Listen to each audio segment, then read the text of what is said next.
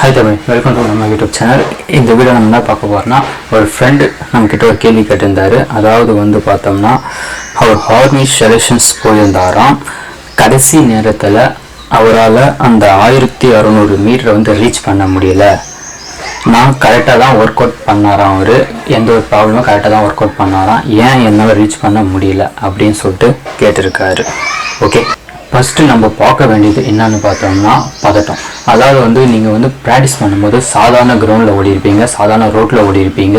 அதேமாரி வந்து பார்த்தீங்கன்னா நீங்கள் மட்டும் ஓடிருப்பீங்க, இல்லை உங்கள் ஃப்ரெண்ட்ஸு கூட சேர்ந்து ரன்னிங் ஒர்க் அவுட் எடுத்துருப்பீங்க. இதே வந்து பார்த்தீங்கன்னா ஒரு செலெக்ஷன்ஸ் போகும்போது என்ன ஆகுன்னு பார்த்தோன்னா, கிட்டத்தட்ட ஒரு பேட்சுக்கு வந்து பார்த்தோன்னா 100லேருந்து ஒரு 200 பேருக்கு மேலே வந்து பார்த்தோன்னா ஒரே டீமாக ஓட விடுவாங்க. இதனால தான் உங்களுக்கு அந்த இடத்துல பதட்டம் அதிகமாகிட்டு இருக்கும். இதுவும் ஒரு காரணமாக இருக்கலாம். ஓகே, அடுத்தது என்னன்னு பார்த்தோம்னா, நீங்கள் வந்து இதுக்கு முன்னாடி வந்து பார்த்தீங்கன்னா நீங்கள் ஒர்க் அவுட் பண்ணும்போது, ரன்னிங் ஒர்க் அவுட் இதெல்லாம் பண்ணும்போது பார்த்தீங்கன்னா தனியாக ஓடி இருப்பீங்க. இப்போ வந்து ஒரு 150-200 பேர் கூட சேர்ந்து ஓடும் போது என்ன ஆகும்னு பார்த்தோன்னா, உங்களுக்கு ஏற்ற கேப் வந்து உங்களுக்கு கிடைக்காது. நீங்கள் ஏற்ற மாதிரி வந்து பார்த்தீங்கன்னா ரன்னிங் ஓட முடியாது.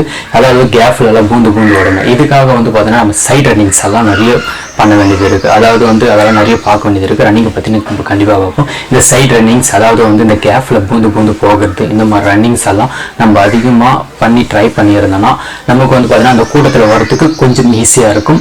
நம்ம அந்த டைமிங்குள்ளே அந்த டார்கெட்டும் ரீச் பண்ண முடியும். நம்மளுக்கு முன்னாடி இருக்கவங்களையும் கிராஸ் பண்ணி நம்மளோட வரத்துக்கு ரொம்ப யூஸ்ஃபுல்லாக இருக்கும்.